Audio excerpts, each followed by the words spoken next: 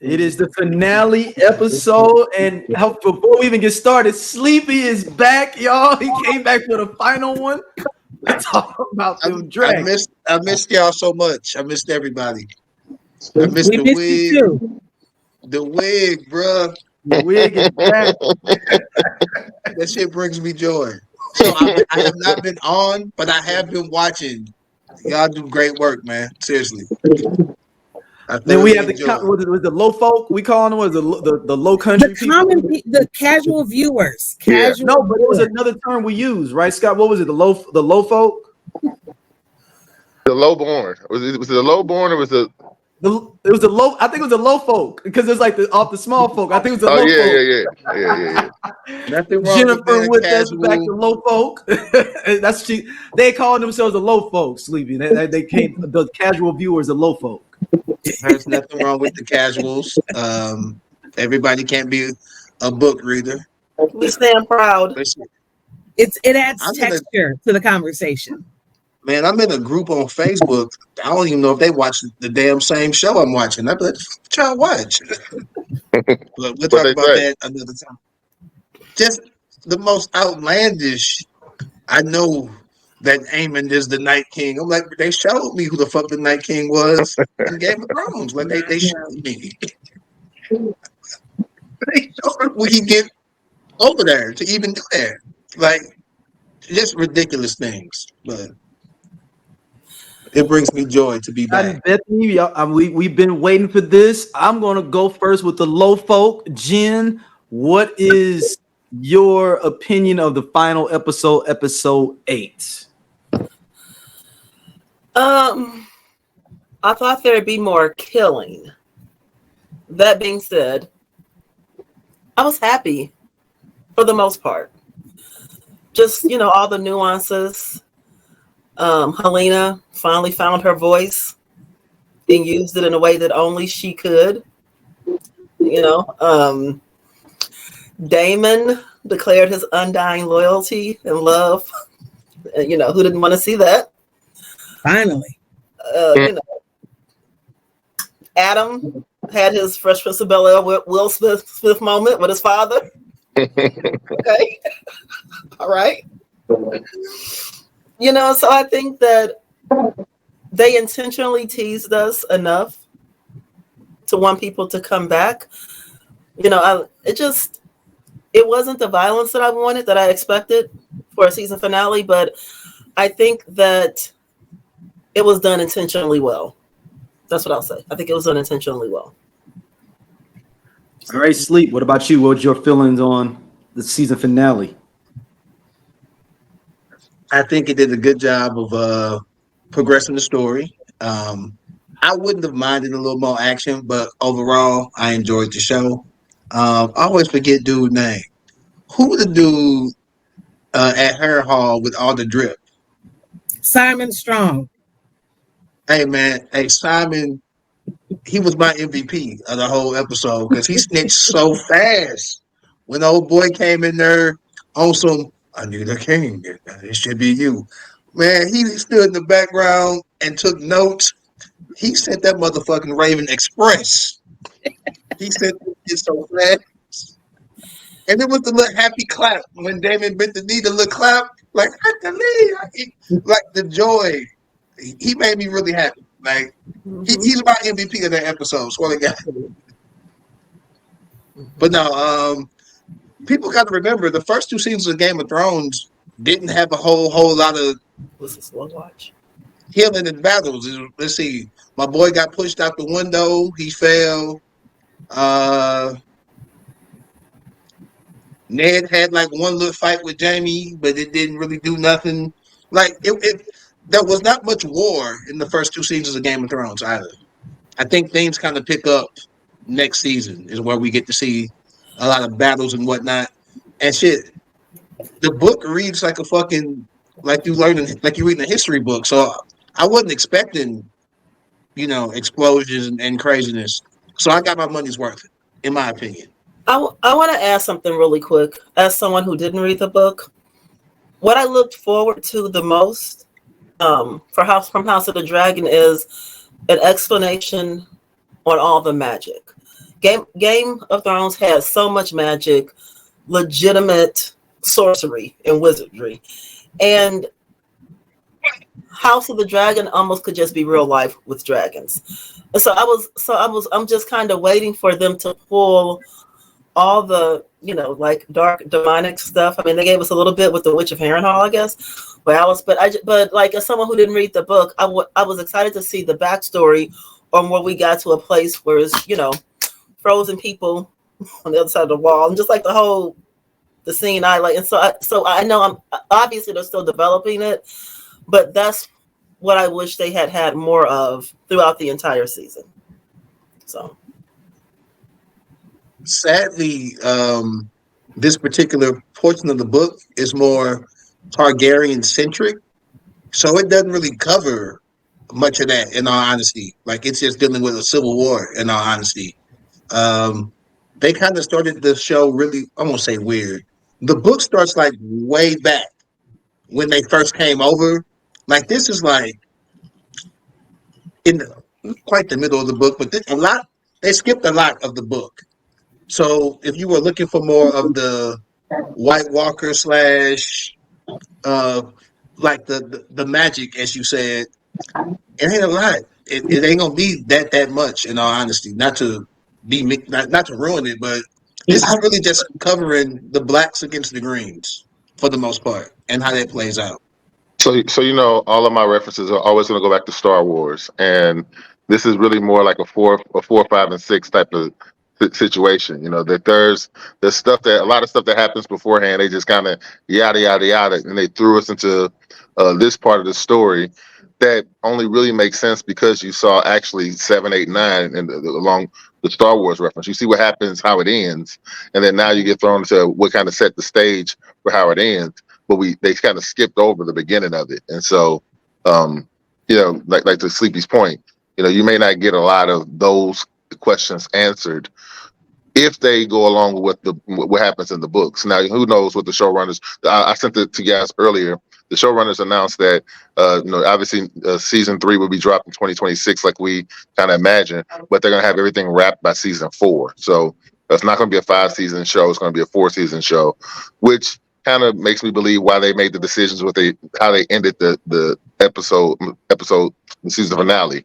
There are some things they could have did to kind of advance the plot and go on a high note, but I believe that, quite honestly, this is where probably the practicality of the show running happened. They had people under contract for a certain amount of time, so they didn't want to do anything that would, end the character or take a character off the show, during this season. And they're probably going to do it. I would imagine probably either end of next season, early or middle of the 4th season. Which again, I thought it was a strong season. I really enjoyed it. They saved Daemon and Harrenhal, which just took way too long. I thought the rest of the pacing of the show was pretty decent. Again, they omitted some characters we talked about earlier. They introduced some other characters in ways that, to some point in episode 9 or the last 2 episodes, they felt a little rushed, but I was okay with it. Just because they didn't continue to rush through the story on their character development by not really diving too much into any of the specifics of what their strengths and traits and weaknesses are. They kind of use the season finale to kind of explain to us who these characters are and kind of foreshadow some of the relationships or some of the personality traits that may cause them to do some of the things that they're probably going to do in season 3. So all in all, I was afraid, from our last conversation, that it was going to be slow and not a lot of things of consequence were going to happen. It didn't, but I still think that the episode itself, while not what I wanted to be, was still a good episode. It probably was it a season finale? No, but was it a good standalone episode just in general? I think so. Yeah. All right, Bethany, what about you?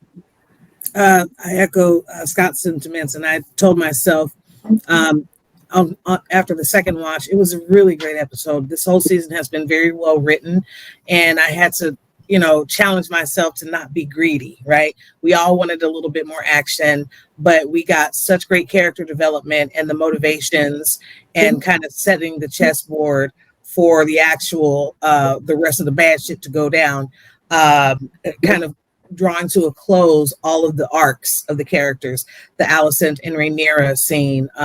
Daemon, again, at Harrenhal for 7 episodes, seems a bridge too far, but now you understand that he had to kind of complete the mission, right, to get to the point where he is loyal and verbally says so in front of everyone to Rhaenyra, the true queen, after his vision, and setting up the montage at the end where all the armies were mobilizing to kind of start the march to wherever they're going to end up at. That was my favorite part of the whole episode. So also too, just real quick, anybody notice when the Green Army was on the march at the end, the dragon flying over the Green Army, the high towers? We know who that is now, right? They've been leaving us little tiny Easter egg crumbs all throughout the season. Darren with Tessarion. So they said an episode ago that Tessarion just took to wing. It's still a young dragon, but he's flying now and can be ridden. And that was Darren on Tessarion. So I'm here for Pookie and Pookiettes and all of that. Let's go. Let's get it. Yeah, for me, it was interesting because having read the book, it's the small innuendo things that you pick up in there, like you Ulf White. Like, of course somebody will act like Ulf White if you gave him a dragon. This like when I said it, I was like, this is like the episode of Chappelle Show when it gave reparations out. Of course he would act like this if he was making, like, if you just gave him $10 million and just said you get to hang out with Bill Gates. What you think he gonna act like? He gonna act like that. And now he was poor around poor people. And everybody know I'm a Tywin Lannister fan, man. I love Tywin. And seeing why Tywin stands on business because of the way his family has acted in the past, you understand why Tywin stands on business so hard in general, because of the way that the Lannisters kind of moved in the past. So to me, it was great background character stuff for me, but I could get a casual person, be like, man, I wanted more. It was more like, oh, I get these backstories of things that I've always thought about within it. So I really liked the episode. I really liked it. Me too. And it got Daemon up out of Harrenhal, which is what we've been talking about for about 6 episodes on the show. Like, when is he gonna leave? But to me, and they could have got to that, and we could talk about that in a second. But they could have got to the Daemon going to the Woodwood Tree and seeing all the different future of everything going on. They could have got to that faster than what we went through. But I guess it's the whole thing of like maybe Daemon needed to really see like, oh, I'm not really built for this. I was thinking about that. Like maybe he needed, because he's not ruled to govern. We talked about this before, where a lot of these characters don't know how to govern, like how we talked about with Oscar last episode, where he doesn't know how to govern. Like Daemon don't know how to govern. He doesn't know how to fight. Like I just know how to lead men and fight in the battle. I can't do the day-to-day, the sheep thing. Like remember with Aegon, the first episode, he's like, yeah, you know, I'm arguing on sheep. You get some more sheep. I'm like, hey, we ain't got no sheep. Oh, dang, my bad. I already promised some sheep. Those things, I think that Daemon is not a governor. He's a fighter. So that's what I really like this episode. I really did. I mean, you're not wrong. Of course, Jaime Lannister loves Brienne of Tarth because, you know, his great-great-grandfather was dealing with the manly lady, you know? It makes sense now, you know? That also is a departure from the book. That's also a departure in the books. That character was written as a man. And so, like you said, the showrunners have been taking kind of liberties with the source material, which has turned out so far to be pretty dope. You know, I don't have any complaints. And that brought that interaction with the commander of the naval fleet, brought some levity, some humor to it, right? The fact that she was literally whooping his ass in that mud pit. And then, you know, hey, yeah, you feast on the flesh of our enemies. He's like, what? No. And she's like, oh, you're going to insult my house? I'm just fucking with you. But I do want you to impregnate all my wives. Like, it was so random, so funny, and it just brought a moment of levity. He sounded like Tyrion when he was singing. He sounded like, I looked down for a second. I was like, that sounds like Tyrion singing. Yeah. It was super well written and just a moment of just we can breathe a little bit, right? We know what's to come, and this was just a fun moment. And also, what he say? All I want is a bath and some wine. What are we still talking about here?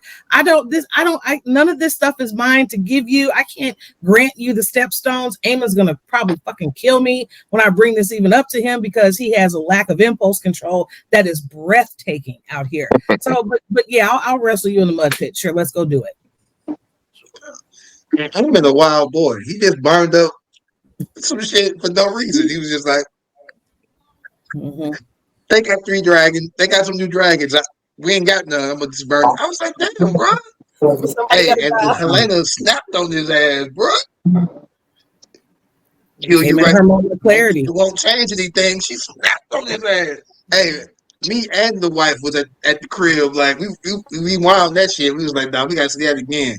Like she stood on business. Whatever the And fuck she you want to do, stopped fuck talking nigga in do it. riddles. She stopped talking in riddles, right?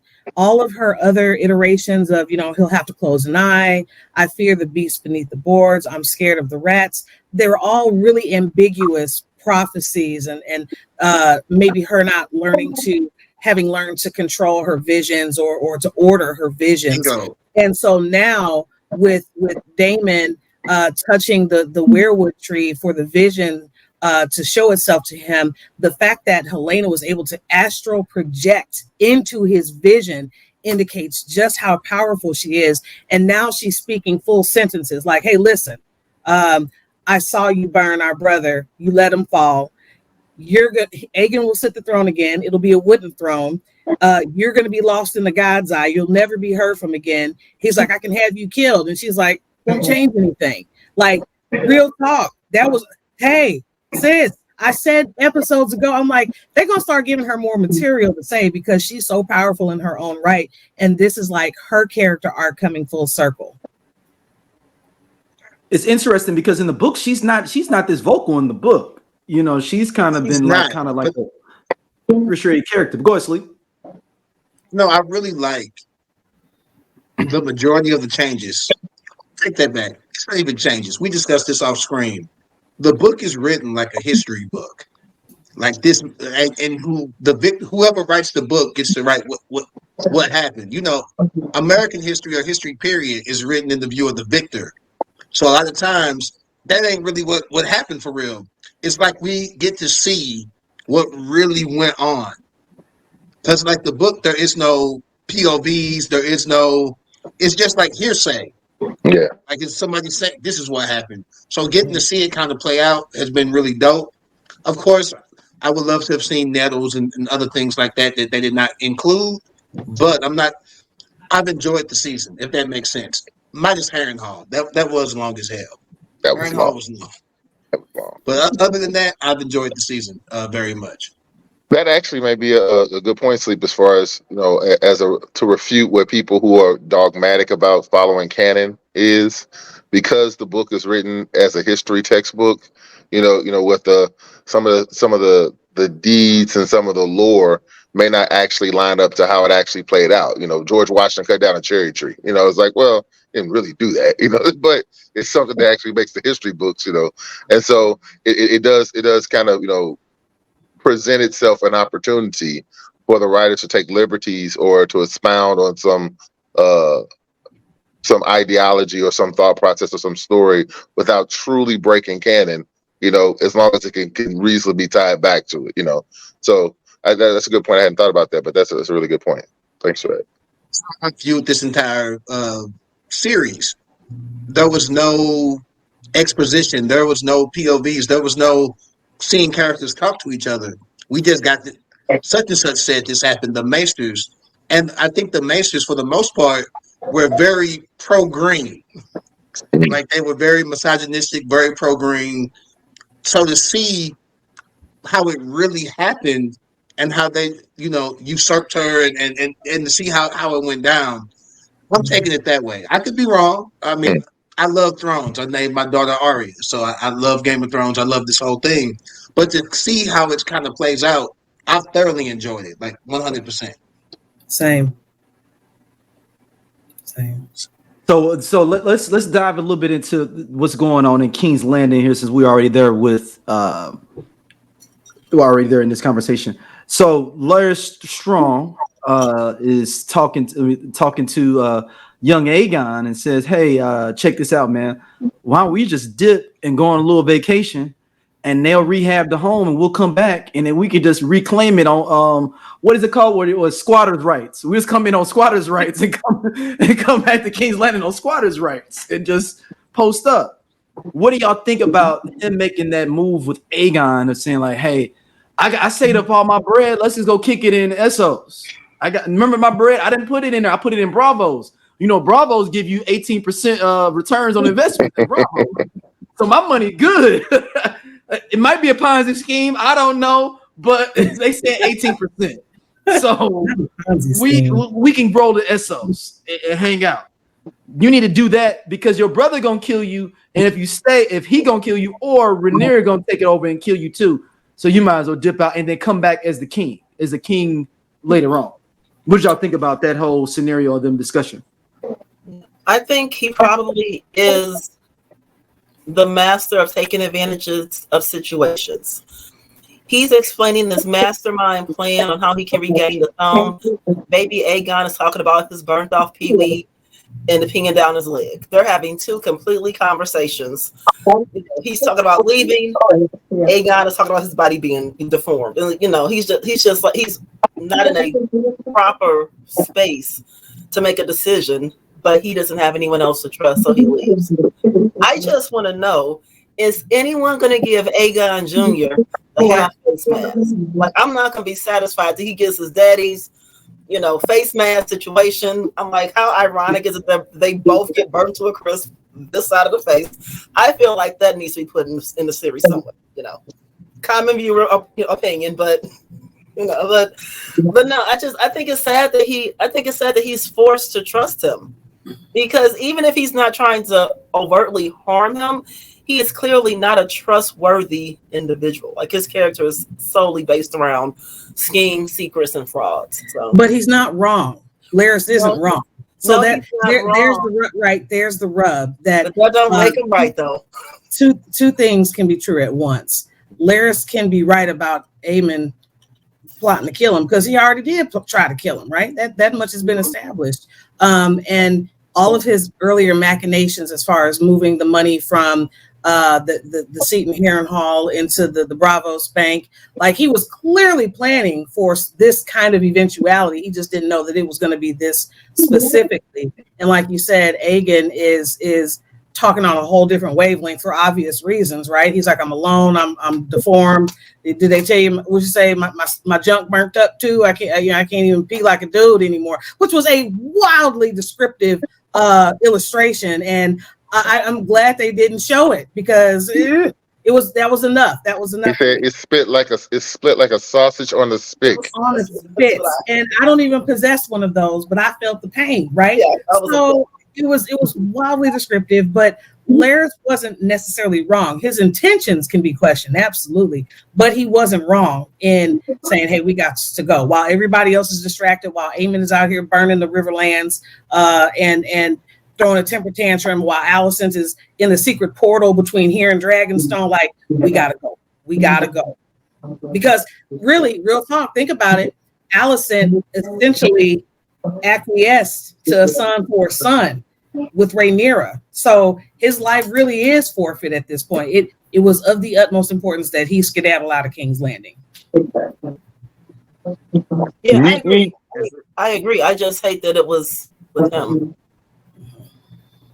Personally, I gotta be honest with you. Larys kind of grew on me over the season. Stop playing, man. He kind of grew on me. You know why? Because there's something about how I mean, I get it. Okay, listen. He's a slimy cat. He's not invited to the bachelor party. You know what I'm saying? Like, you're not. Like, you know what I mean? Like, I'm not saying that. What I am saying though is, I like. It's like, he's like that racist restaurant that lets you know it's racist. It's like, yo, you don't want me here. I'm cool. Like, I won't waste time being here. I won't waste time trying to order from you. Like, I completely understand. I know exactly where I stand with you. And with him, you stand so long as he ain't got a better option. That's where you know. And so, if he over here trying to ride with you, he don't have a better option. So you can at least judge how serious that threat is, because he would try to better deal you the second he has the opportunity. Second. And so, Which is my problem with him, because you just gave the justification for people to vote for Trump. That's my point. Like, that's literally the reason black people out here voting for Trump, because and but- he's gonna get 50 million votes. So I'm saying, like, you know, I mean, but that's my point. He's there a there are terrible 50 million people going to vote for him. So I'm saying that, you know why? Because they know where he stands. They know. They know. I'm not going to expect. You know what I'm saying, for illegals to come across this border. To me, Larry's has always been evil Tyrion. Like if Tyrion was evil, that would be Larry. Like that's the vibe. Like if you mix Tyrion and Littlefinger together, if you like put them together, you have Larry. Because of course he's lived a hard life. You know, he's deformed, he has the club foot, and you know, he done been through some shit. But whereas Tyrion can like joke about it and like, you know, he still gets some chicks and he just kind of living doing his thing. Larry's just like resentful and vengeful and like out for self. He really wanted to be the hand, and he ain't got that. So he gonna keep whoever he can ride with to get to that is what he's trying to get to. And I mean, you're right. He tried to, you know, get with Aemond, and Aemond was like, "No, I'm good. You know, bye." And then, you know, now he's like, "Well, guess it's Aegon. This is all I got." Yeah. What's crazy is the queen actually has his nephews. His nephew would be king if he would have picked the other side. And he, you know, but he picked the horse and he stuck with the greens. He can't really slide to the other side. But let's actually talk about that as a what if. If Larys, so let's just say everyone knows that they're Harlan Strong. What's his name? Harwin. Oh yeah, it's that Luke and Jace are Strongs. But in order for him to really have any power, someone would have to acknowledge it. So the question becomes: could he have the level of influence that he believes he should have with unacknowledged familial ties to them? Because they definitely could use them. But first off, Daemon would never trust them. Period, point blank. And then secondly, would Luke or Jace, having him know the questionableness of their lineage, would they embrace him, or do you think that they would shun him? Definitely They'd be in danger. He doesn't want a queen to be. He doesn't want a woman to be king or queen. So that right there, he'll never go with her just because she got a vagina. Like he's never gonna slide that way. Like he can't even wrap his mind around that.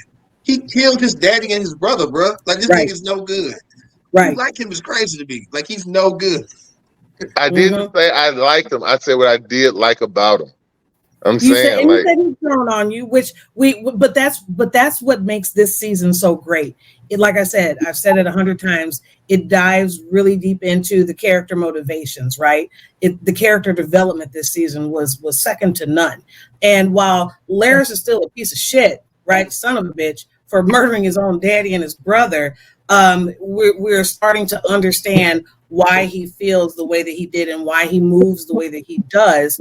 It's part resentment, it's part being overlooked, it's part, everybody looks down on me anyway, so let me give him a reason. Let me be that dude, right? And also he controls the money, he controls the purse. So, he who has the gold makes the rules. It dives into the motivation for me. I know. I'm here. Okay, I'm gonna be very clear on this point. Everyone in this show is absolutely awful, right? Okay, everyone. Like the overall goal in this show is for you to either threaten and impose your will over your other family members or outright murder them.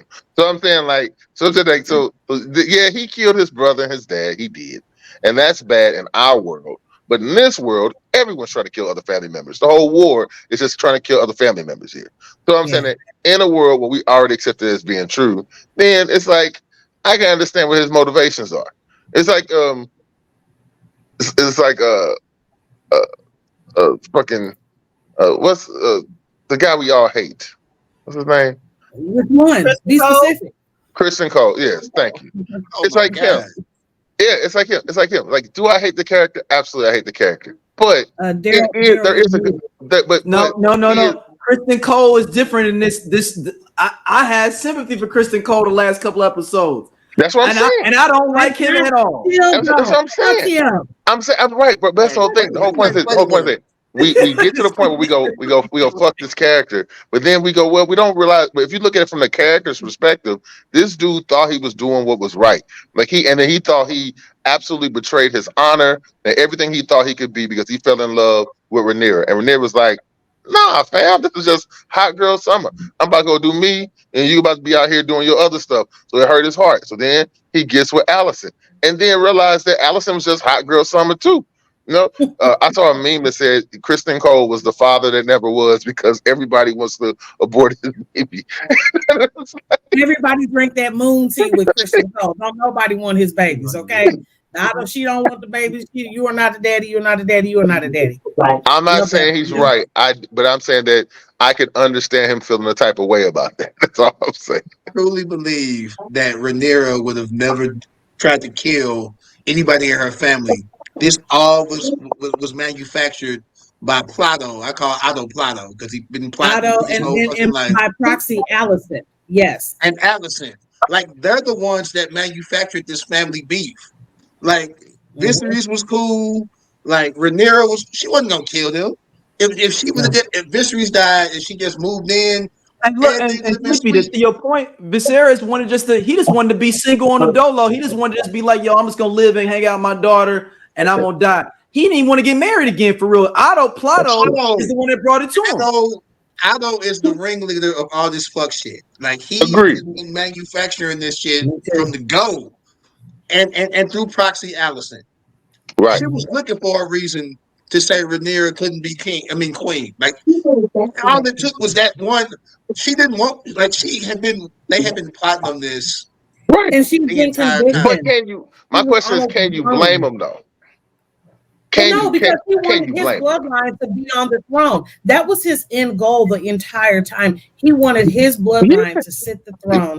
And he maneuvered to send Alicent to Viserys after Emma died in her mother's gown, which was way too old for her. She was out here being fast, but her daddy made her go be fast. And because all of the options that he had, remember, Rhaenys clocked it last season when she spoke to a younger Rhaenyra, and she was like, how do you feel about all this? And she's like, well, I'm going to be the heir. She was like, that's what they tell you. But your father is going to remarry again. Okay. And it's only a matter of time before he pumps out a son, and they will see that son sit on the throne before you. I don't care what you heard. I don't care what my cousin said. I've been through the same thing. And she was trying to gently kind of introduce her to the idea that none of that matters because she is a woman. And so, Allison being groomed by her daddy, having to shag with old, decrepit, peeling off skin Viserys all those years. Yeah, she got paranoid. She got isolated. Then her daddy got fired, right? So it's a whole thing. So she helped orchestrate, based off the conditioning that she received from her own father, all of this. I agree. I'm not disputing that. What I'm saying is that, and again, we're all Team Black, right? We're all Team Black. But I am saying this: take 1 second here, and let's take it out of Game of Thrones, and let's imagine that you, Bethany, are the mama of that black dude who started dating Bill Gates' daughter. And I get it. Most black women don't want their black sons dating white women, but Bill Gates' daughter. They're making an exception. And all I'm saying is that's Otto's fault. Otto goes, my daughter got to marry somebody, and I ain't gonna like whoever she married, but whoever else she married won't be the king of the seven kingdoms. Yeah. That was his plot the whole time, was to put his bloodline on the throne, and he succeeded. Scott, he knew she didn't have her great social skills. He was like, my daughter ain't got great social skills. I gotta figure this out for her. Yeah, it wasn't like oh, she could have married a Lannister. No, she would have a rough life. Her hands are gonna be rough and cut. She's gonna know how to sew. She'll know how to cut wood. She's gonna know a rough life. And then the king of the seven kingdoms pop up going, she'll do. What else is he supposed to say?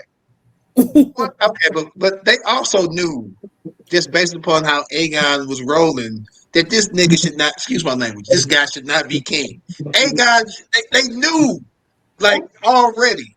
He knew he shouldn't have been king.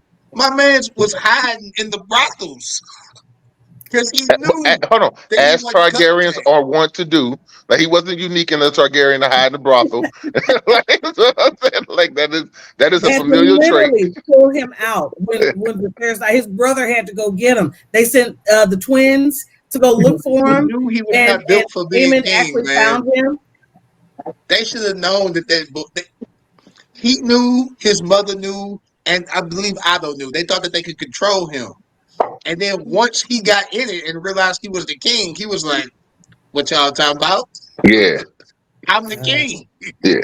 That was the fatal flaw. They thought that him being unambitious and uninterested, he would stay that if they gave him unlimited power. And that's just not how people work.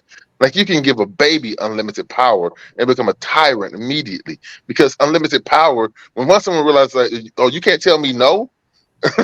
Like it was a ridiculous exercise because Yeah. he was too Epicurean as a person. You know, so all he really wanted to do was doing delight and pleasure and all kind of stuff like that. And so, you know, to give somebody like that kind of power and then be shocked when they're decadent with it, that's kind of your fault. Anybody notice when Larys was talking to Aegon about getting up out of here and you can return Aegon the conciliator, Aegon the merciful, and Aegon says the realm's delight. That was the tag of Rhaenyra. That was her moniker.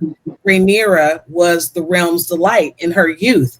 And the fact that he wants to kind of steal even her nickname is really super indicative of how he really feels about it. He's chasing after what he considered to be someone who stole his own birthright, but he was cool with it till he wasn't cool with it. Now he wants to steal that title. I thought that was a chef's kiss. Well, it's like a job though, right? You can apply for a job you don't think you're gonna get.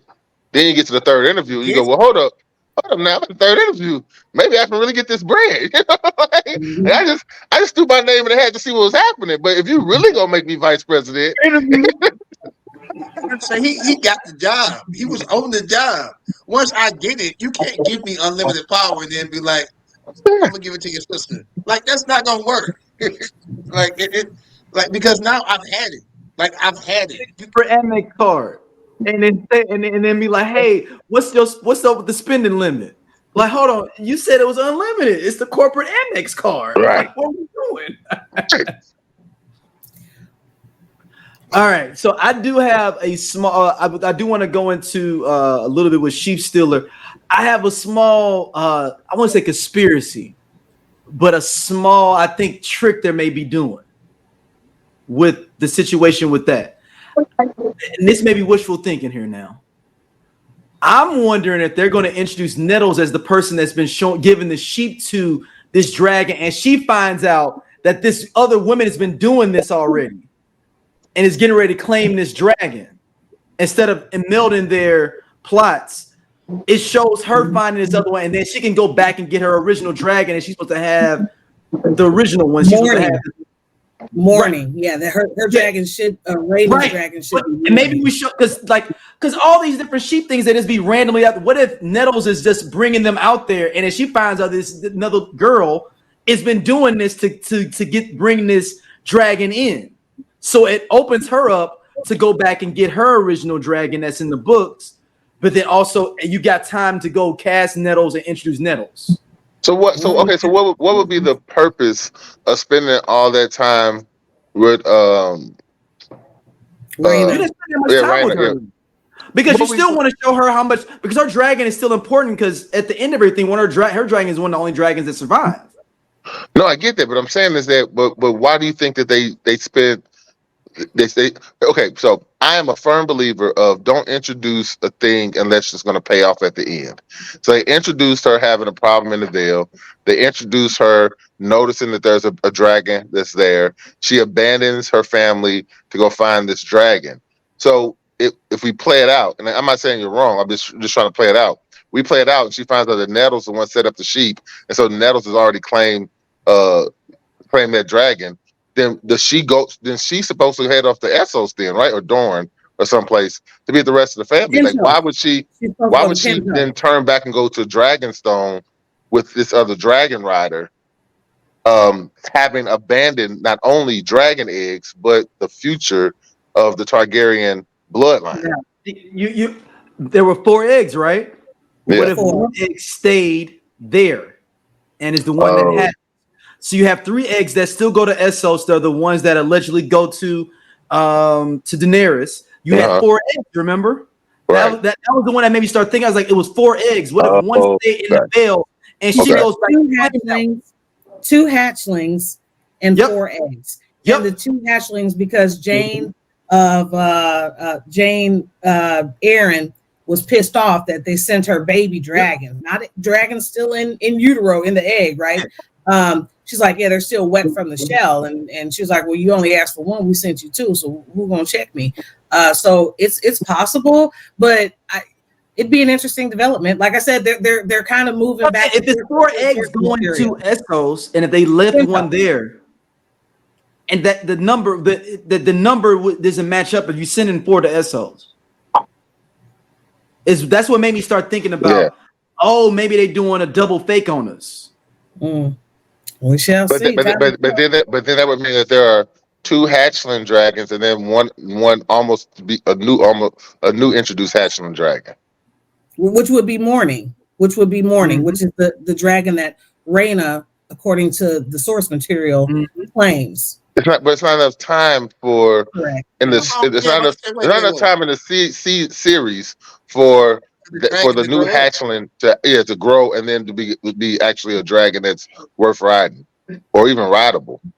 She's already 14 in the books. I mean, in the show, 14, 15. Yeah, because they're all about the same age, like between 13 and like 20. But she didn't claim Morning till late too, right? It was right, late but 7 years, the dragon's not rideable in 7 years. It wasn't 10 years later. Like, it was like, it can take time to grow, bro. Like, I could be wrong about this, so please check me. But I'm saying I thought dragons weren't really rideable until they're like 25 years old. No, because Darren is riding a couple years, man.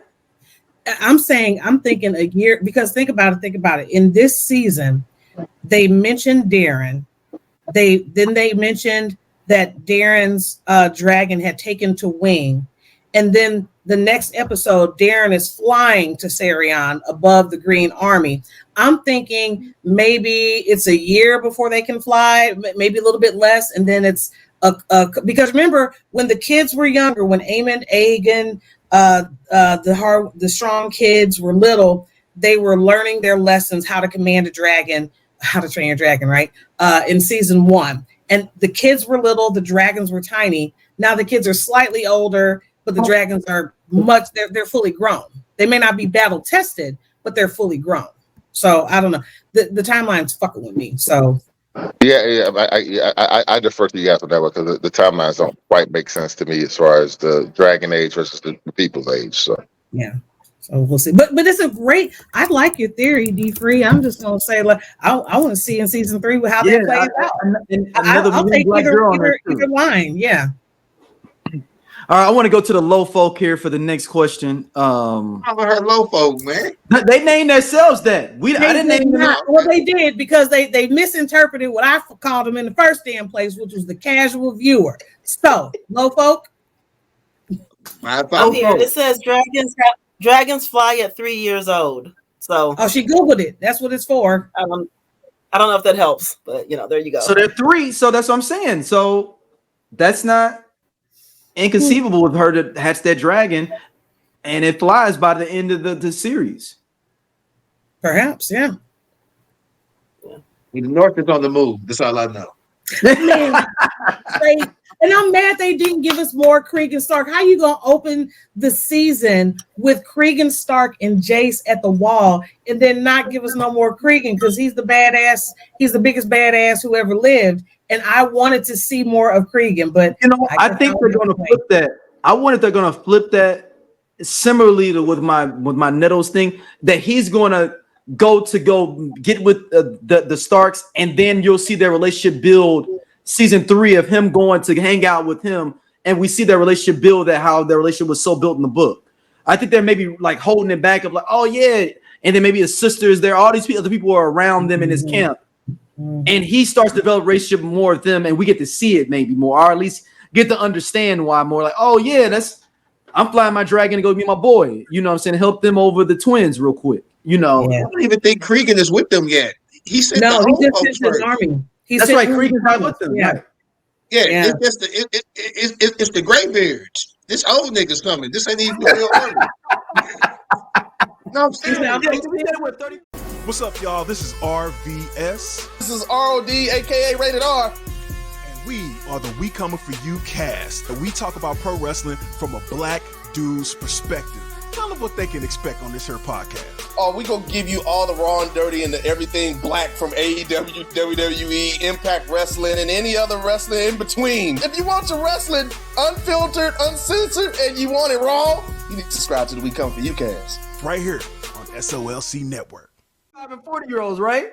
Yeah, he's sending like, they well seasoned. This ain't even the real army. The real army winter is coming. The real army got stuff to do. We're not gonna badmouth 40-year-olds. Not in this here podcast. We're all that age. But I'm telling you right now, if you drafted me, it's gonna be a problem. Like, I'm not going to fight. First of all, I'm speak in for the best state of yourself. my life. I ain't gonna go fight nobody right now, though. Like, no. Don't tell my age, Sleepy. So let's talk about White Walkers. Let's talk about Damon's dreams. I'm gonna go to the low folk. Damien's dreams, like for you as as being a low folk, as now y'all named yourselves. What did you perceive from those visions when he touched the weirwood tree? I think that throughout the season, him having visions of Aegon, him having what I feel like, in my opinion, is closure, and being able to have those conversations, being able to talk through both of their issues, I guess via the witch, however that happened. I think that he really needed, it was kind of like, give me a sign. It was odd because on the second watch, when Daenerys's guard came to Daemon and said, "Hey, we need a king." When you watch it the second time, like the first time I watched it and I thought to myself, yeah, he's definitely on board.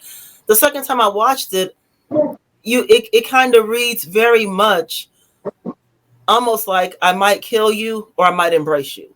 Like he just kind of left it a little ambiguous as to how he felt about his declaration to ultimately follow him. And so after that, he gets this vision that makes it abundantly clear who she is and that she's meant to lead the realm. And I think it just gave viewers, low folk, really the encouragement that we needed, because ultimately people love, and I know that Prescott said previously no one has time for a love story, but people love their love story. It's an okay-ish enough story that you can have, as okay as you can have an uncle-niece relationship, but yeah. But people love that story. And so to see who he really is, to see that ultimate display of love, to watch all the soldiers there bend the knee, to hear them speak in High Valyrian and just like know that it's up.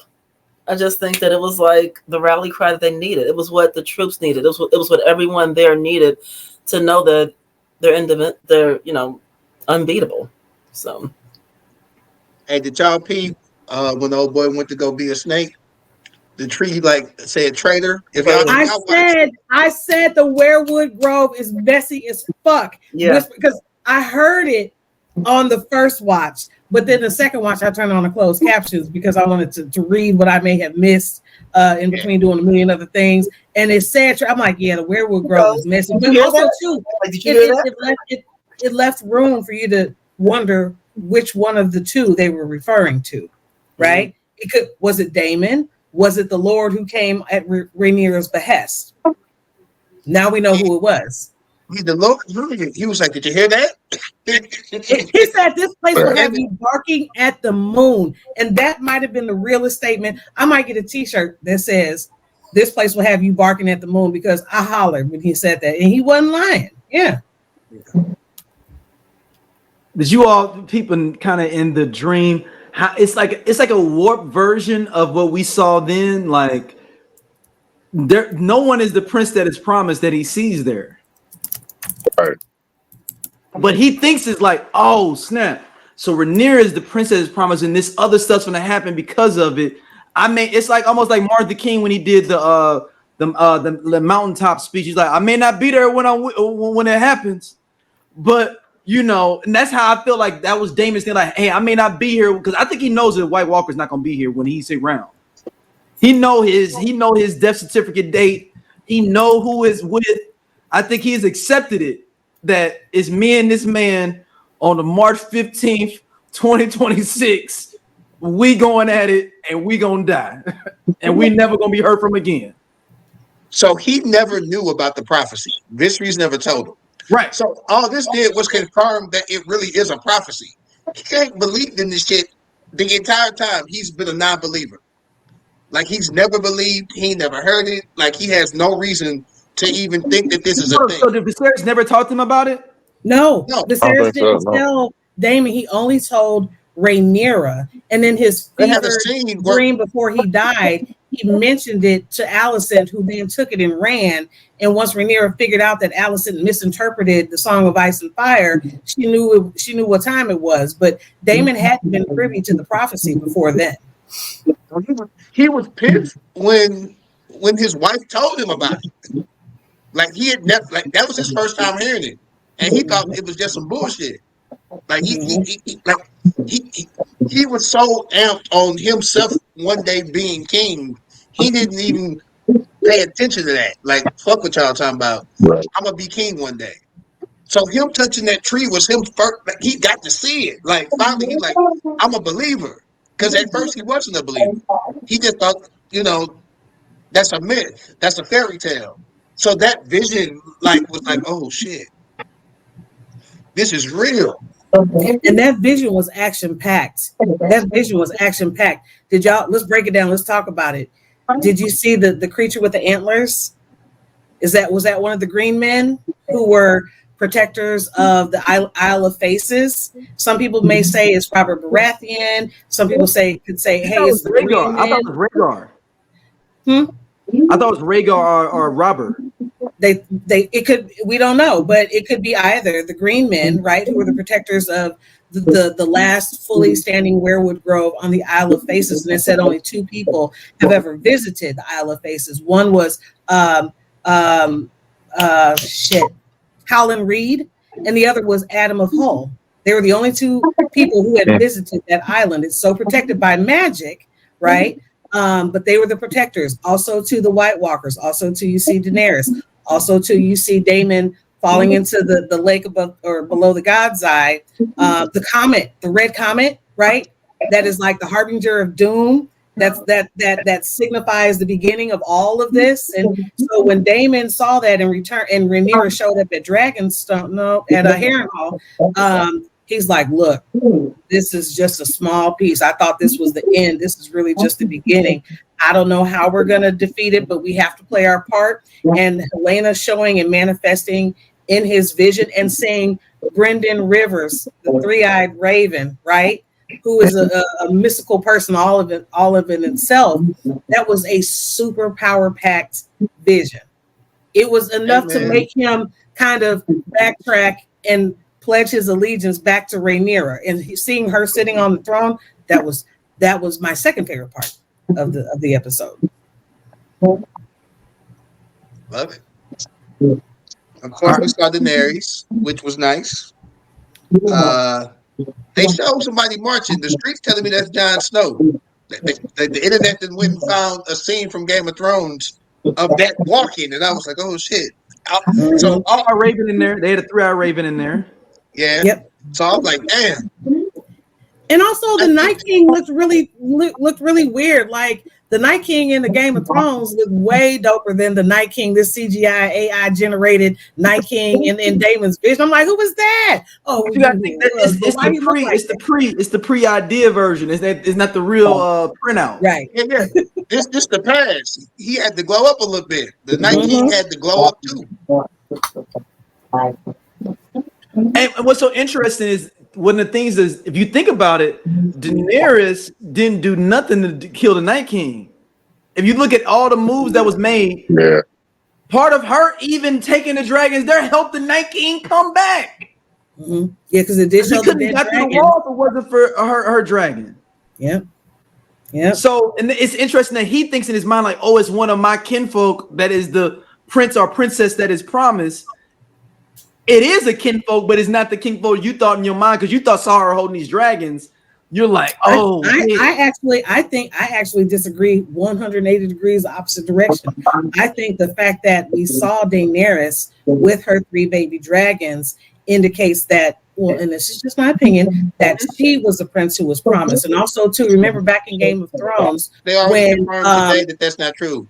Huh? The showrunners already went to Forbes and said that no, that's not. Well, then forget what I was gonna say. I rock with y'all. We rocking with the showrunners. What they say? Sleep. What they say? The Forbes article dropped today. He's like, hold your horses. I was not saying that at all. There's a Forbes article. All right. 14 hours. It came out 14 hours ago. So then I retract. I retract my statement. Calm down, Danny fans. Calm down. I was not saying that at all. Daemon had a vision, and this is the first vision he's ever had, and he does not know how to interpret this vision at all.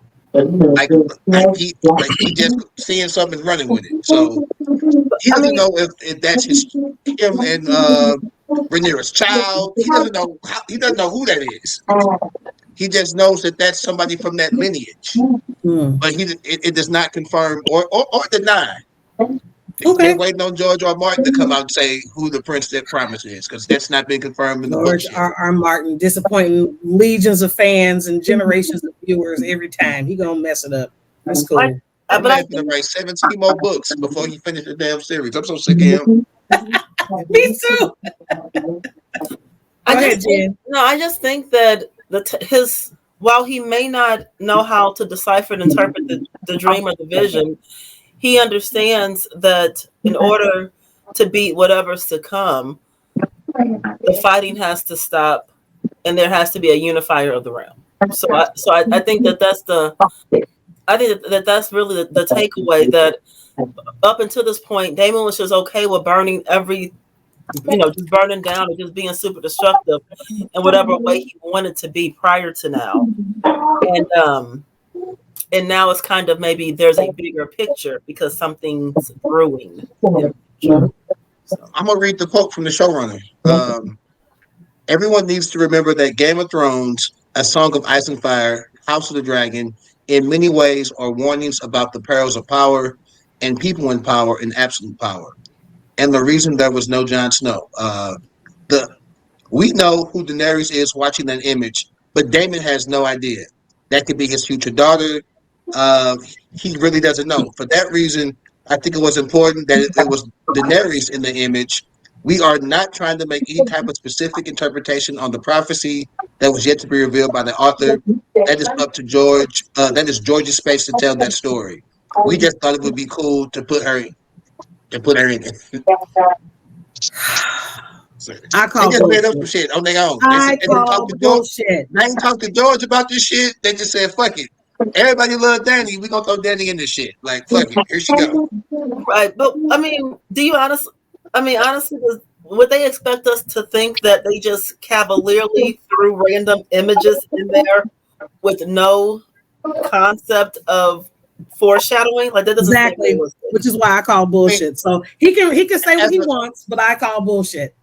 I mean, real talk. Why never know? Oh no, it said Bran was the prince that was promised. Why do people never talk about that idea that Bran is the prince that is promised? It can't be. That was some bullshit. Who said that? No, I'm just saying, why can't he be the prince that was promised? Because if you see the future, the past, and the present. I mean, damn. I mean, he's a full-on computer in a medieval time. I don't like it. This is why it's got to be Jon. because Jon is ice and fire. He's a Targaryen that was raised in the north. His mother is from the north. He's legit the prophecy. Dany is just a Targaryen. Like that's all she is. Jon is literally a Stark and a Targaryen. But without Dany and those dragons, then the war would be forfeit, right? The war would have been lost because without at the time when the White Walkers disagree. The dragons, the Night King wouldn't have got in if it wasn't for the dragons showing up. That is true. Okay, so two or three things can be true at once. But we'll be on here all night arguing this theory. So yeah. I'm just saying if Jon had everyone listened to Jon from the start, which he would have got the Dragonstone stuff, and then the I forgot there's another piece of weaponry he was looking for. Had they sent the actual army of men with things that could kill White Walkers permanently, then that overall they could have kept the White Walkers on the other side of the wall without them coming down south to where men lived. It was dragon glass and Valyrian steel. Jon said we're gonna get dragon glass weapons and we're gonna unite everybody. And Dany was like, I'm gonna go burn some shit up. It took Jon took everything to get her focused on this. Dany would have ruined everything if not for Jon. Dany was on some bullshit. She was a Targaryen. Let's go burn this shit up and fuck it. I'm gonna be queen. And Jon like, you're gonna be queen of zombies if we don't deal with this. Yeah. Like Jon united the North and the South. Yeah, she was kind of Aemond, only more sympathetic. She's a more sympathetic Aemond. Like all the persecution she went through, we go, oh, poor Dany. But when Aemond went through the same persecution, we go, man up. It's really the same. That's really what happened. And I love Dany, but Dany, man, she was going. I think that was her arc ended poorly because of the fucked up show writers. So look, we can't talk about Game of Thrones. Dany definitely would key your car. That's all I'm saying. I'm gonna leave it at that. Oh yeah, absolutely. Dany was showing signs of insanity long before that season. She was slowly going down that road. Like she was slowly. You would too if everybody's trying to kill you and your kids. You would too. Yeah, that takes a toll on you. So, anyway, if she wouldn't have came back to Westeros, everything would have been fine. If you got dragons and you way over here with a kingdom, and can't nobody come mess with you, and you say I'm gonna go over there anyway, you bring that on yourself. Yeah. Like she already had a spot where people loved her and dragons and shit, and she said, "I'm gonna take all of y'all from y'all homes. We're gonna get on these boats and we're gonna sail over here to get some shit I ain't never even seen for real." She bought that on herself. She was good. Right. She had a house and a crib, and it was a nice ass house. It was spacious and beautiful. And she was running shit. And she said, I'm gonna leave all this over here.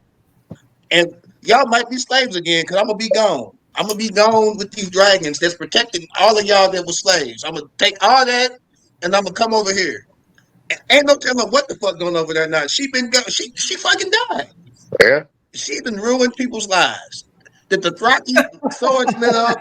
Them niggas died in 7 minutes. She done ruined people's lives. Dany ruined people's lives. Never forget. The Dothraki, they're wiped out. They are done. Everything about them is done. She killed a whole race of people. They dead. Somebody mute Sleepy. No, the Dothraki's still alive. The Dothraki still. They went back. They just went back. No, they went to the island of majority of them bad boys. They went to North. The army. They went to North with they lit them swords up, and they went to go fight, and they died in 3 minutes. Like the lights went out. Unsullied. Was that the Unsullied? I thought that was the Dothraki left with the Unsullied. Yeah, and they went to the island of North. The Sandies. I could have sworn that army got taken out. When they there was some plot armor Dothraki and there was some plot armor there. Okay, yeah, there was some plot armor there. Because them swords lit up and then that fire went out, and I saw 3 horses and like 2 guys come back. Yeah, there's some plot armor. So all right, so we get the king. We got three more things I want to cover real quick. So let's go to the Will Smith conversation between Corliss and Adam of Hull. I'm gonna go to the lowborn folk.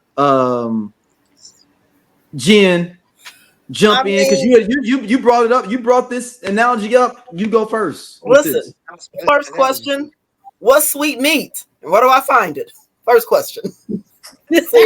Watching y'all eat sweet meat. I said, where is it? Where is it? Can I get it on Amazon? Can I get it delivered home tomorrow on Amazon? You know, I feel like sweet meat is going to be more of a Whole Foods type situation, but B, I don't know. But no, it's funny because Corliss said you're dismissed. Like Corliss felt it coming. I'm trying to help you. You're trying to help me. Oh my God. How dare you? Adam of Hull is so refined and so justified. He is such a man of honor and so gracious. And you just can't help but want all the good things for him in life. You know what I mean? So my thing is, I was a champion of Corliss the entire season. I loved Corliss's character. Just I loved who he was. I loved how he loved, the queen that never was. I just loved him. But seeing his the full circle moment of just actions of his past, it was an undeniable moment. And kudos to the actors. They played their asses off. It was maybe the most lines I think Adam had. Alan. But yeah, do you know what I mean? I think that was the most he's spoken in the entire series. Yes. But it was such a powerful moment. I'm just like, yeah, man. I agree, and two, because last couple podcasts, we've been kind of going on about how Corliss is a deadbeat and how everybody's kind of pissed off that he does not acknowledge his sons, and that Rhaenys was the one to check him and clock them 2 kids, or at least Alan. And the minute she saw him, she was like, and then she told Corliss, it's not their fault, their parentage. You need to raise them up, lift them up. And the fact that Alan was like, yeah, no, thanks. I don't want your advice. I remember you walking by us in the market with your son and the furs on your back, and or getting sweet meat to eat at the fire after your good dinner when we've been starving out here. And so Corliss to me is like the deadbeat daddy who doesn't have anything to do with his kids, but shows up at graduations, college graduations, thinking he really did something. No, it's even worse. All up in the video. It's the deadbeat dad that literally has another family. The whole second family. Third family shining. Corliss is Brian McKnight. Corliss is Brian McKnight. That's who he is. Okay. Oh, shit. See. That's who he is. See now. I don't call him a dad. I don't call him a deadbeat dad. I call him a dad doing overtime. He doing double daddy duties. Okay. You know what I'm saying? He had 2 daddying jobs. He got a daytime job and a nighttime daddying job. You the evening children. Why was the evening children looking for, daytime daddy? You don't get daytime daddy, you the evening kids. Quote of the night, Brian McKnight. Oh my God. I mean, oh that's what a low-fo call him. I don't know. That's what a low-fo call him, baby. Oh. The only thing that I dislike with this, different in the books, is that I do wish they would have had some type of air. Oh, and it's interesting, and maybe because I just wanted Corliss to be a stronger character, especially when I found out he was going to be a black guy. In general, was the idea that how is he? It's like in the books, everyone thinks it's Laenor's kids. So you find out from whispers on the back end it is his. Like on this is almost deliberately like Jen said, it's like Brian McKnight kids. like we know it's your kids, but you just don't want to act like it's your kids. So it's changed the dynamic of before. It was like Corliss is like, oh yeah, I've been kind of keeping on the low. This is more like, hey, y'all tell them. Y'all know I know about y'all. It was different then of like people, they thought they were Laenor's kids Right. in the book. But in this, he's literally deliberately like, I'm that baby daddy. He's like, I'm that baby daddy. So Laenor is just straight up gay in this. Yeah. But people thought it was his kids, though. Is what I'm saying. But I'm just talking about the show. Since they made them black and they changed Rhaenyra's hair because she's brown, she's dark haired. That's Rhaenys. Yeah, Rhaenys. Right. Her mother was a Baratheon, Yeah. so she's brown hair. Oh yeah. So you couldn't tell if the kids were Strongs or not because she had dark hair too. But when they made them black, they just ain't no way them his kids. And to explain that, they just said that he tried to get it up and couldn't. And so for her to have heirs, she had to go sleep with the Strong. So by going by that, how could he have had kids with somebody else, but he couldn't give her one heir? So they said, fuck it. Them Corliss kids. Right. Like that's the only way to make that make sense. Because Right. if he could have had kids already, why couldn't he get her pregnant? So that's kind of why they, if in my opinion, why they went that route. That's the only thing that makes sense. He's just so weak as hell this season. God damn, man. Like he's human. His chickens have come to roost.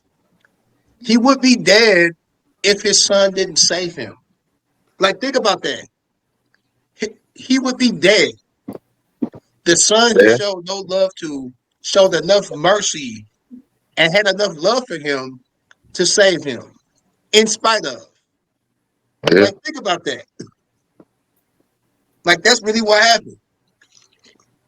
So now, all of that's come full circle. He's always been on his ship and one of his workers.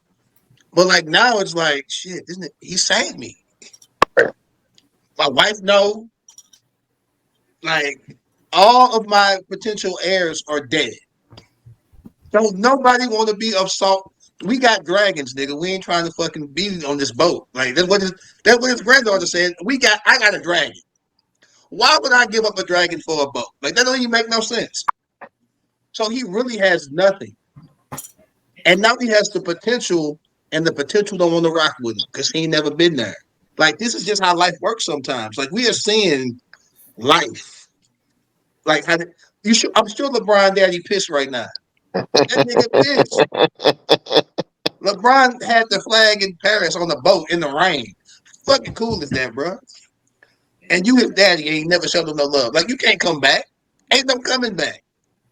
Corliss, he like, hey, your brother got a dragon, bro. You want a dragon? That's basically what he was saying. Like you might be able to get you one.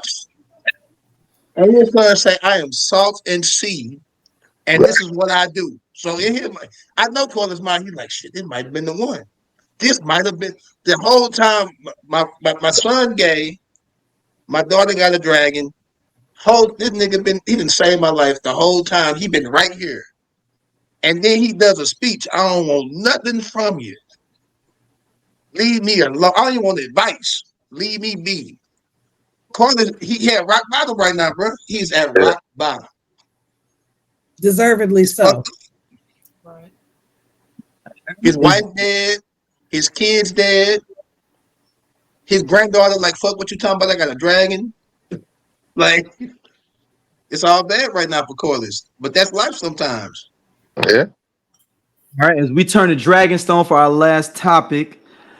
All right, you off the white, getting into it with everybody at the like, and this is they should have never gave y'all niggas no money. Like this is the thing of it. Yo, he don't even know, and I want to know how they're gonna meld this together to make y'all know what I mean, like how this guy that's super reverent and understanding a little bit because his mom, we found out his mom is the mom that was the queen of Essos and the brothels, that was a former Targaryen, so he has a little bit of understanding. I think maybe his mom schooled him a little bit on like how being a royal was. you know, so this is like a kid that was St. Louis people understand this. Your parents grew up off Windermere over on the west side, but some things happened. And they lost the house, and now you living off of Union and Natural Bridge. But you know about the lifestyle being on Windermere on the west side, you know, in those old historical homes. But that's Hugh Hammer to me. Ulf is the dude straight from Fairground Park. That's the difference. And then I would say Adam is more of the kid that grew up on the north side, but he went to a private school. He's a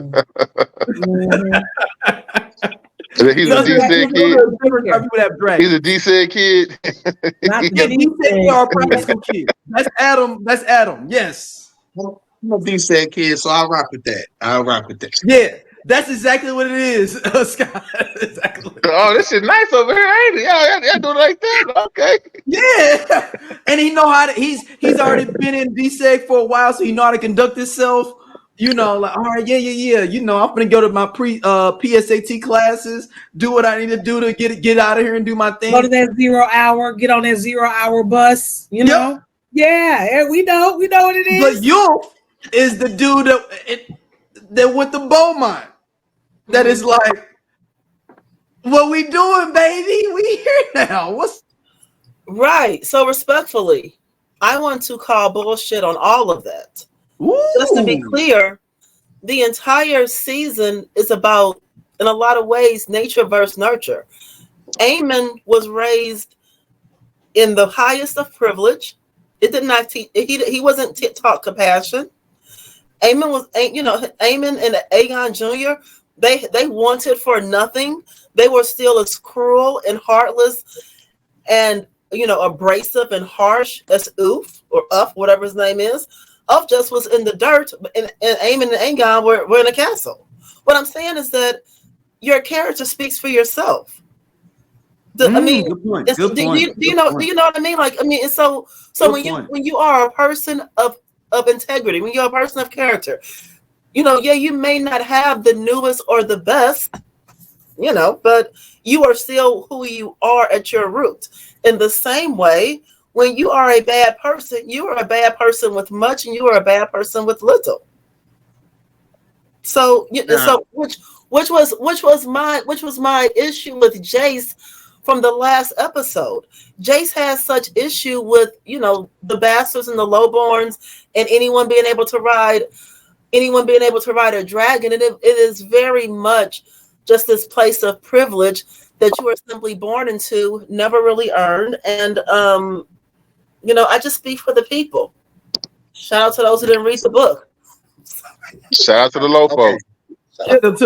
No, but you're right though. That's actually a great thing. Is characters is the most important thing. But I think Jace's thing is correct. Jace is absolutely correct. Yeah, but I agree with you on a general basis, Jen, with that. But I think there's like a protocol of like, all right, I know these are dastardly people around me, regardless of like character.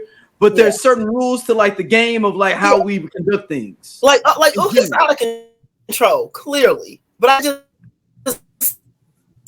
I just wanted to say for the record that everyone can clutch their pearls as of an abrasive he is, but in reality, the dragon chose him.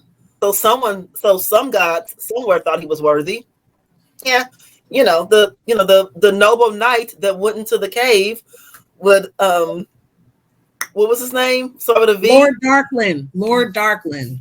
That was but he likes black people though. We know that already though. That well, I'm saying Max Julian, you know the rules of the game. Your bitch chose me. And so he ain't really had nothing to apologize for.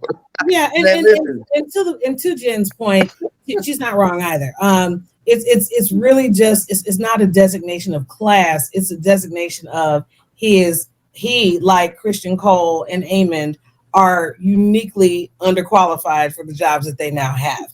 And to the point that Ulf doesn't even know better than to keep his feet off the damn dinner table. You know what I'm saying? Well, So Jace was out of control.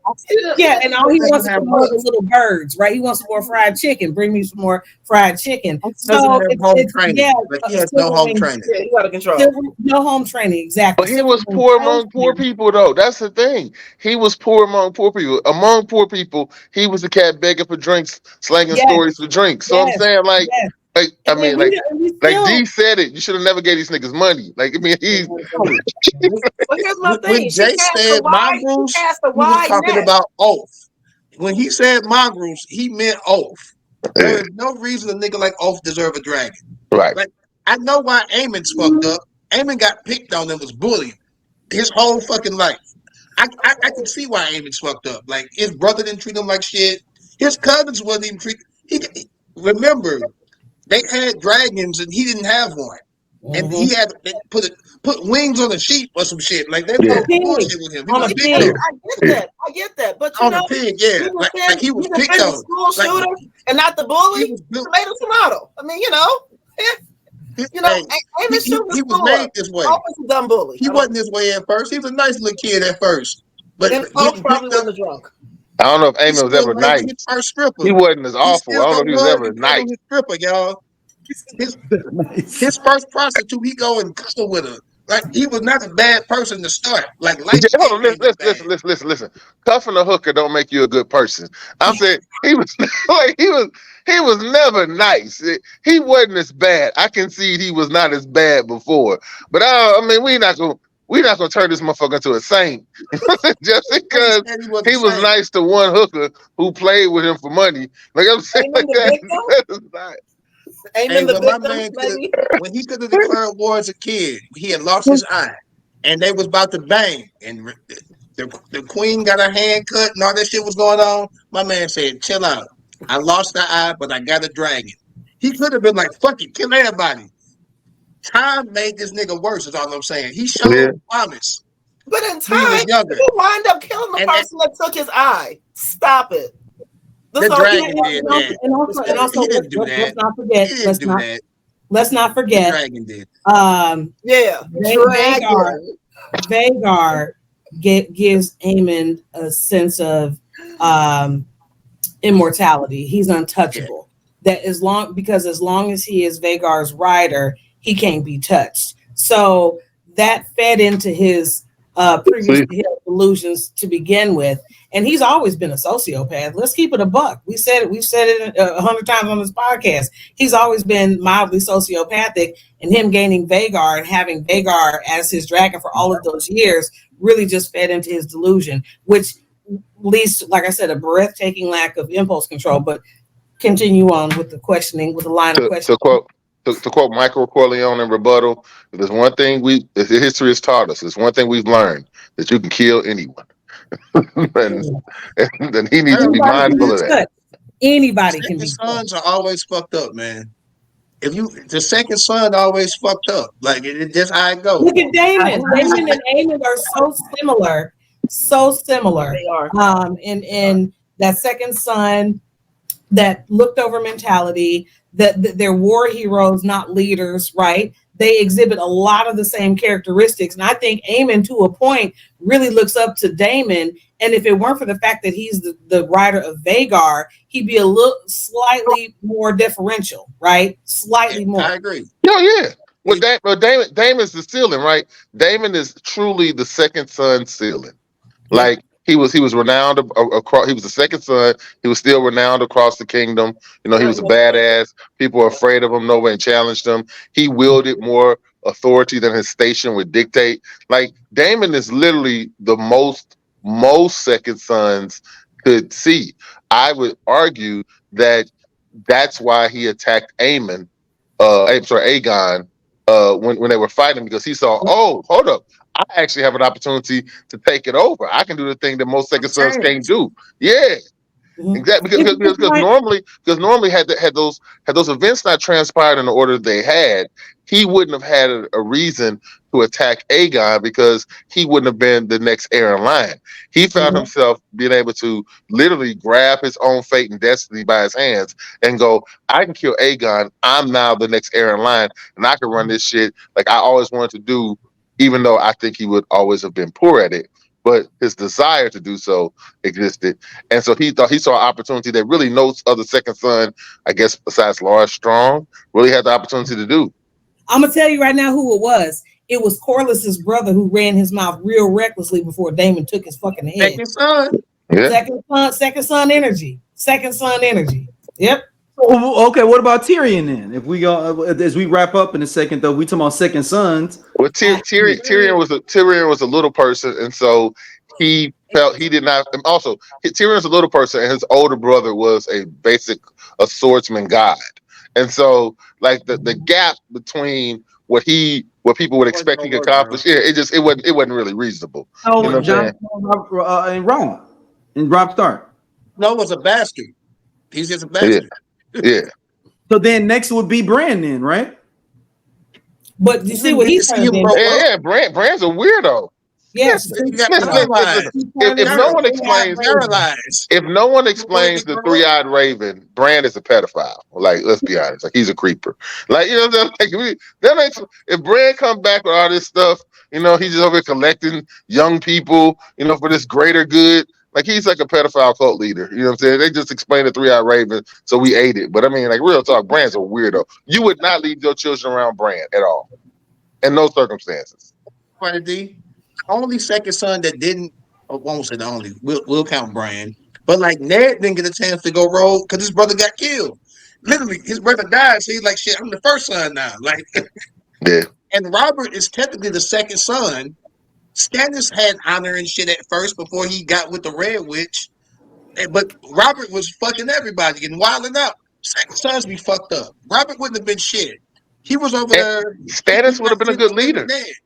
Aside from the White Walkers, Stannis would be the best leader. Like, people don't understand. Stannis would be the best. If Aegon's prophecy about the White Walkers doesn't happen, Stannis is the absolute best person to run the Seven Kingdoms from all the people we have available to us. Stannis is absolutely the best person to run.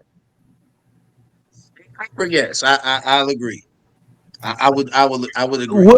Look here, y'all. We're gonna I'm gonna present this right here and put y'all on the spot. Do we do a season 3 preview since we did this so much? Let's do a season 3 preview. I like it. Of predictions. Next week, hopefully your daughter back in town, Bethany, or not? Yeah, she'll be back for next Tuesday or Wednesday. Yes. Yeah, let's do that, and then we're gonna be doing some other cool stuff to keep people abreast before Dunkin' Egg that starts the beginning of 2025. Man, I'm sorry, the low folk. Thank you, Jen, for being around. We want you to come back. Hey, you know, they have books on tape too. If you want to read them. I will.